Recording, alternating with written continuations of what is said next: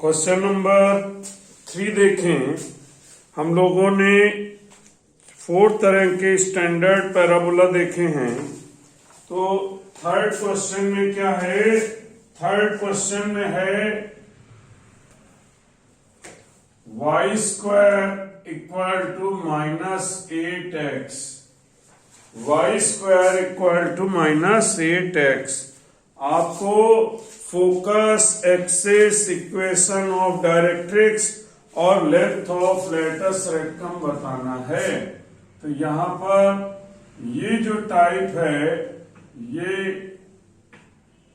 Third वाला type है, ठीक। तो आप कंपेयर कर लो y square equal to -4ax से। तो इसमें आएगा 4a इक्वल टू 8 और a equal to 8/4, it means 2। तो a की वैल्यू हमारी आ गई 2। फोकस क्या होगा? फोकस होगा -a,0। इसका मतलब हुआ -2,0। डायरेक्ट्रिक्स की वैल्यू क्या होगी? x equal to a। तो डायरेक्ट्रिक्स होगा x इक्वल टू 2 और x -2 इक्वल टू 0। तो फोकस आ गया, डायरेक्ट्रिक्स आ गया। अब axis of parabola, axis of parabola मतलब हो गया x एक्सिस। इसका मतलब है y equal to 0। Axis of parabola x axis, it means y equal to 0। अब एक और पार्ट पूछा गया है, वो है length of latus rectum. What is the value of length of latus rectum? Length of latus rectum हर case में सेम होता है। तो लिखें length of latus rectum equal to 4a। तो यहां पर ये वैल्यू आ गई, 4a की वैल्यू 8 है, तो ये 8 यूनिट होगी। Length of latus rectum become 8 unit. समझ आया? अब आप क्वेश्चन नंबर 6 पर ध्यान दें। 6 क्वेश्चन में और आंसर चेक करते जाएंगे, ठीक है, जिससे कोई सिली मिस्टेक्स ना हो। x square equal to -9y, x square equal to -9y, ये कौन सा है? ये हमारा टाइप 4 है।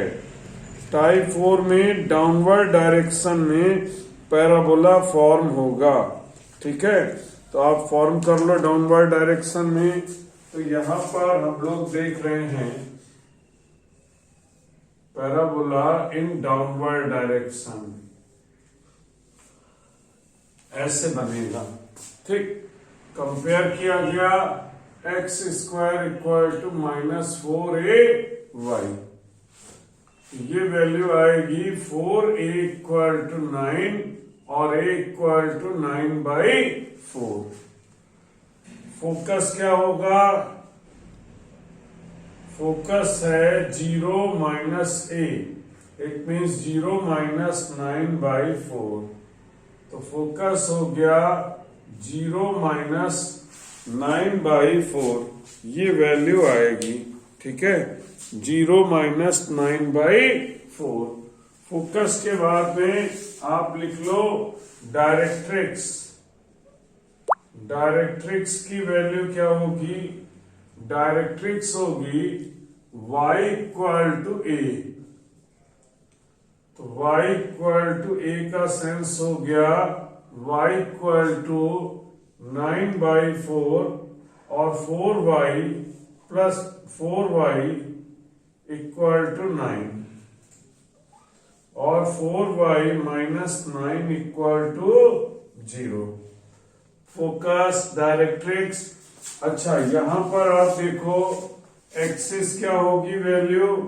Axis of parabola Y axis का सेंस है x equal to 0।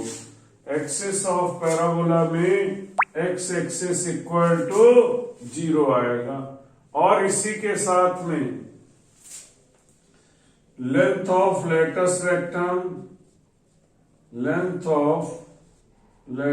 Rectum 4a equal to होगा 9। तो length of latus rectum equal to 9 unit. Answer सारे चेक कर लो। क्वेश्चन है 7th, find focus and directrix. Find equation of parabola. Find equation of parabola. अगर हमारा focus है 6,0, directrix है x इक्वल टू -6, तो आप इसका रफ स्केच पहले बना लो। फोकस हमारा हो गया 6,0, डायरेक्ट्रिक्स हो गई x इक्वल टू -6। तो आप यहां पर देखो, एक तो रास्ता है PS इक्वल टू PM वाला, एक रास्ता है PS इक्वल टू PM वाला, और दूसरा है लॉजिक। क्या कि ये type 1, this is type 1 parabola, जिसका फोकस ये है। तो a की वैल्यू क्या हो गई? a की वैल्यू 6 हो गई। और टाइप 1 पैराबोला की equation y² equal to 4ax, तो y² equal to 4 into 6x, so y² equal to 24x। ये हमारी इक्वेशन ऑफ पैराबोला पॉसिबल होगी। This is our equation of parabola. समझ आई बात? ठीक है। अब इसी तरह से मैं अगर देखूं question number 8, find equation of parabola. Focus हमें दिया गया है 0 - 3 और डायरेक्ट्रिक्स है y इक्वल टू 3। डायरेक्ट्रिक्स है y इक्वल टू 3। तो आप देखो, फोकस 0 - 3 और directrix y equal to 3। Directrix y equal to 3।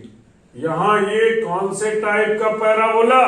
देखो यहां पर प्लस में था +1,0, और इसमें क्या है? यहां पर है 0 - 3।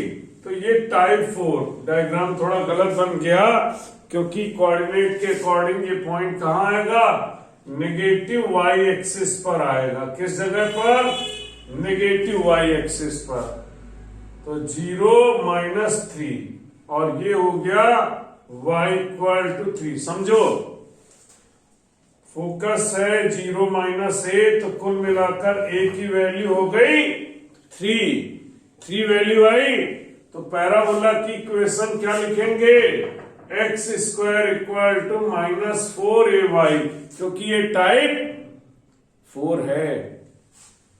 Then x² equal to -4 into 3y और x² equal to -12y। x² equal to -12y note कर लें।